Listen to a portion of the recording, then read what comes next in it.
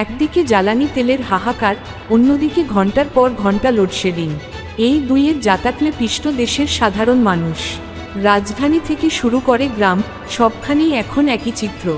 জনমনে এখন একটাই প্রশ্ন, এই সংকট কি দীর্ঘস্থায়ী হতে চলেছে? দেশের বেশিরভাগ ফিলিং স্টেশনে এখন ঝুলছে তেল নেই বোর্ড। ডিজেল আর পেট্রোলের অভাবে স্থবির হয়ে পড়েছে পণ্যবাহী পরিবহন। এর সরাসরি প্রভাব পড়ছে কাঁচাবাজারে। ট্রাক চলাচল কমে যাওয়ায় লাফিয়ে বাড়ছে নিত্যপণ্যের দাম। সাধারণ মানুষের যাতায়াত এখন কেবল অপেক্ষার গল্প। ভুক্তভোগীরা বলছেন, আয়ের বড় অংশ চলে যাচ্ছে যাতায়াতে, আর বিদ্যুতের অভাবে রাতে ঠিকমতো ঘুমানোও দায় হয়ে পড়েছে। জ্বালানি এবং বিদ্যুৎ খাতের বিশেষজ্ঞরা বারবার সরকারকে সতর্ক বার্তা দেওয়ার পরও তারা গলা ফাটিয়ে বলেছিলেন দেশে নাকি জ্বালানি বিদ্যুতের কোনো সংকট নেই, দেশ নাকি এখন জ্বালানি বিদ্যুৎ উৎপাদনে বিশ্বে 1 নম্বর। তাহলে আজকে কেন ঘোষণা আসলো ডিজেল ভিত্তিক বিদ্যুৎ উৎপাদন কেন্দ্র এখন বন্ধ, পেট্রোল বন্ধ থাকবে সপ্তাহে একদিন, নিয়মিত লোডশেডিং হবে 3-4 বার। আমার এই প্রিয় মাতৃভূমিটাকে তিলে তিলে ধ্বংস করে দিচ্ছে এরা।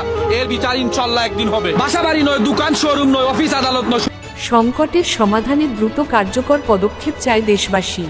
জ্বালানি নিরাপত্তা নিশ্চিত করতে না পারলে থমকে যেতে পারে দেশের অর্থনীতির চাকা। এখন দেখার বিষয়, কর্তৃপক্ষ কত দ্রুত এই সংকট কাটিয়ে স্বস্তি ফেরাতে পারে।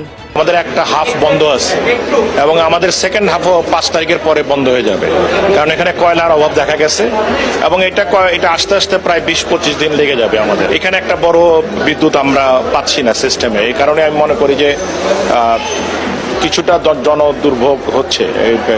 লোডশেডের বেড়ে গেছে, লোডশেড যারা কয়েকটা বিদ্যুতের পাওয়ার প্ল্যান্ট কাজ না করাতে। তো এই কারণে আমি মনে করি যে আমরা খুবই দুঃখিত এই বিষয়ে যে আমাদের কিন্তু এই মুহূর্তে কিছুটা লোডশেড চলতেছে এবং এটা কিছুদিন যাবে।